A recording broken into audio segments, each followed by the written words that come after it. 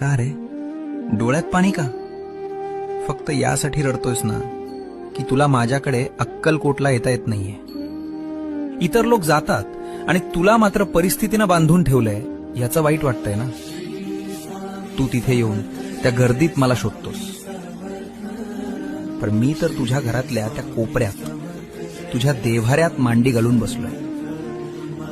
बाळा, मंदिरात मी राजा म्हणून बसलोय, लोकांचं गारहाणं ऐकायला, पण तुझ्या घरात मी बाप म्हणून वावरतोय, तुला सांभाळायला. मग राजाच्या दरबारात जाणं महत्वाचं की बापाच्या मांडीवर बसणं महत्वाचं?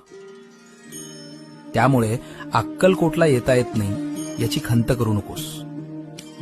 आत्ता याच क्षणी डोळे मिट आणि बघ, मी तुझ्या समोर उभा नाहीये, तर मी तुझ्या आत बसलोय.